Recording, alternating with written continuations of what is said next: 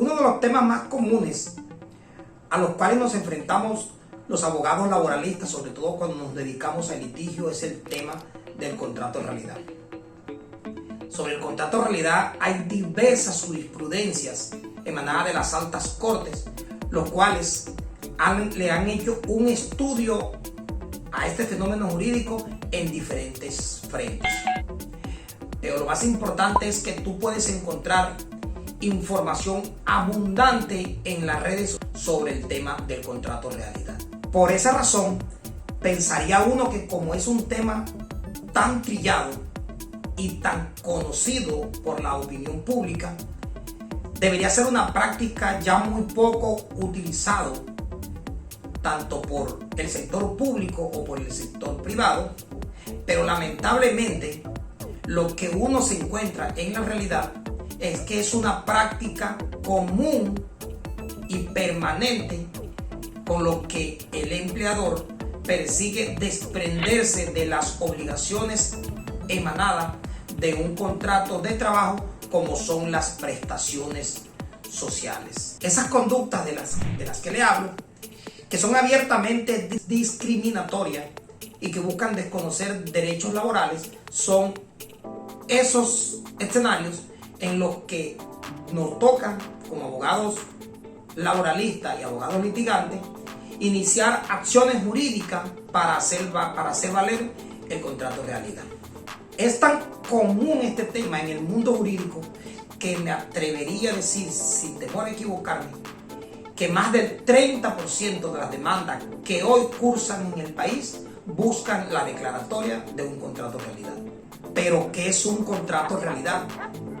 Si tú quieres tener la respuesta a dicha pregunta, yo te invito a que te quedes hasta el final de este video. Pero antes quiero que no te olvides oprimir aquí debajito y suscribirte a este canal. Con eso nos estimula para poder seguir compartiendo contenido como el que ahora estás observando.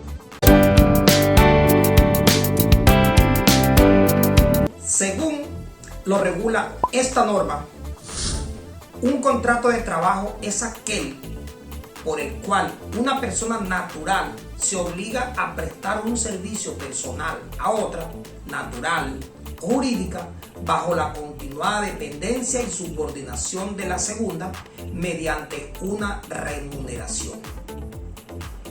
Sin entrar en ningún tipo de interpretaciones, podemos evidenciar de esa definición que un contrato laboral simplemente es la suma de tres elementos: la prestación personal del servicio, una continuada y permanente subordinación y recibir como contraprestación unos dividendos o un dinero producto de la prestación de un servicio.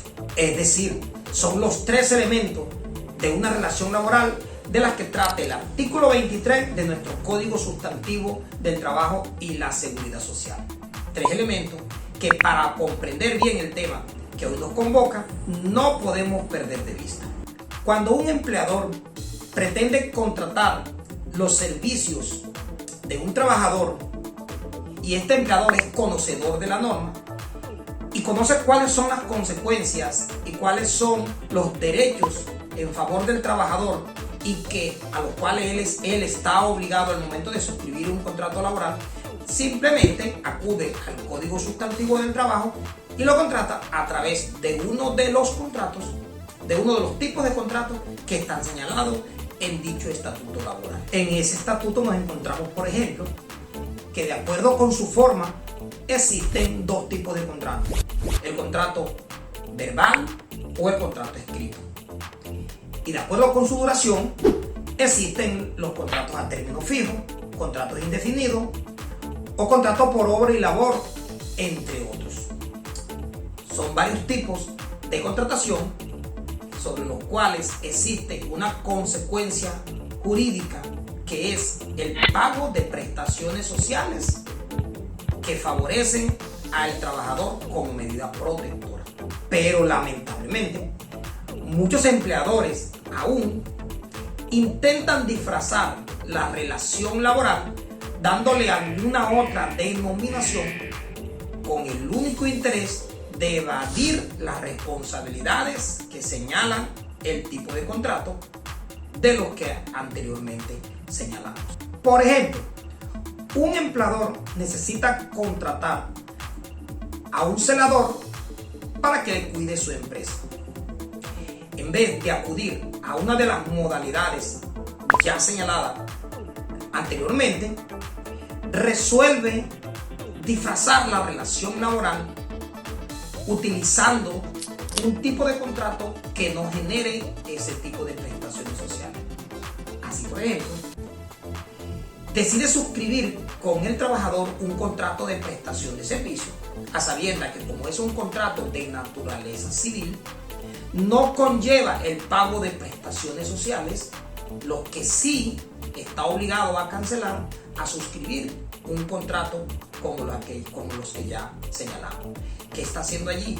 Disfrazar una modalidad de contrato con una forma de contratación diferente para evadir sus responsabilidades. Y es aquí donde la jurisprudencia, amparado en el artículo 53 de nuestra Constitución Política, le dice al empleador: venga, pilas, que aquí la realidad va por encima de las formas establecidas entre los sujetos de la relación laboral. Es decir, estamos frente a la primacía de la realidad sobre las formas. Pues si bien es cierto, con el ejemplo ya señalado, que lo que existe entre las partes es un contrato de prestación de servicio, que son las formas, la realidad nos indica que en el contrato que une a las partes están los tres elementos que dan cuenta de la existencia de un contrato laboral, que son la prestación personal del servicio, la continuada subordinación y una contraprestación que se genera con los servicios prestados. Y no solo con el contrato de prestación de servicio, el empleador intenta disfrazar una verdadera relación laboral. Esto también se presenta con las cooperativas de trabajo asociado o con las empresas de empleo temporal. Ya todas las altas cortes han sentado jurisprudencia en defensa de este principio. Las formas del contrato no son más que formalidades, pero para hacer valer el contrato, lo que necesitamos probar simplemente es que en dicha relación de trabajo estén los tres elementos mencionados en el inicio de este video. Pero es aquí en donde muchos de los empleadores, al momento en que son demandados, manifiestan que su contraparte nunca fue obligado a firmar ese tipo de contrato. Y más aún, durante el desarrollo de la relación, nunca manifestaron descontentos sobre la forma en que estaban contratados. Yo aquí debo decirles que el derecho laboral es de orden público, lo que lo hace irrenunciable.